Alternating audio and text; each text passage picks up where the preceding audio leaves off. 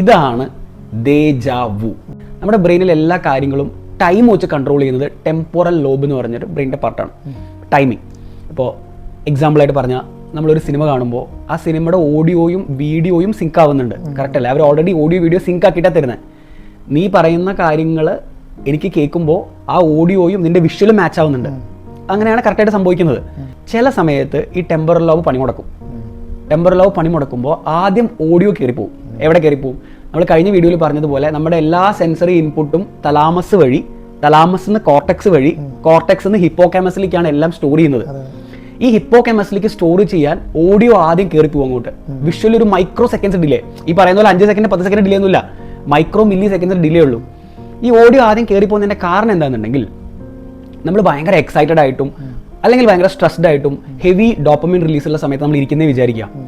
നമ്മുടെ ന്യൂറോൺസിൻ്റെ പുറത്ത് ഒരു ഇൻസുലേഷൻ ഉണ്ട്. അതിനെ മൈലിൻ എന്ന് പറയാം. ഇപ്പോൾ ഇലക്ട്രിക്കൽ കേബിളിൽ ഒരു ഇൻസുലേഷൻ കോട്ടിംഗ് ഉള്ളതുപോലെ അത് എന്തിനാ? ആ കറണ്ട് പുറത്ത് പോകാതിരിക്കാനാണ് ആ ഇൻസുലേഷൻ കോട്ടിംഗ് ഉള്ളത്. അതേപോലെ ന്യൂറോൺസ് എന്ന് പറയുന്നത് ഇലക്ട്രിക്കൽ പൾസസ് ആണ്.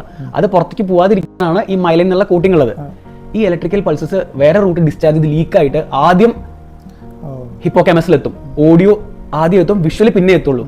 ഇങ്ങനെ ലീക്കായി പോകുന്ന ഡാറ്റ ഐദർ ഓഡിയോ വിഷ്വലോ ആദ്യം ലോങ് ടൈം മെമ്മറി പോയിട്ട് സ്റ്റോർ ആവും, ലീക്കായിട്ട്, ന്യൂറോൺസ് ലീക്കായിട്ട്. അപ്പോൾ ബ്രെയിൻ ഇതിനെ പ്രോസസ് ചെയ്യും, ലോങ് ടൈം മെമ്മറിയിൽ നിന്ന് അതിനെ റിട്രീവ് ചെയ്യുക, ഇന്റർസെപ്റ്റ് ചെയ്യുക. ഇത് മുന്നേ നടന്നിട്ടുണ്ടല്ലോ എന്ന് ലോങ് ടൈം മെമ്മറിയിലേക്ക് ഈ ഇൻപുട്ട് ആദ്യം എത്തിയതുകൊണ്ട് ബ്രെയിൻ അങ്ങനെ പ്രോസസ് ചെയ്യും. ഇതാണ് ആക്ച്വലി സംഭവിക്കുന്നത്.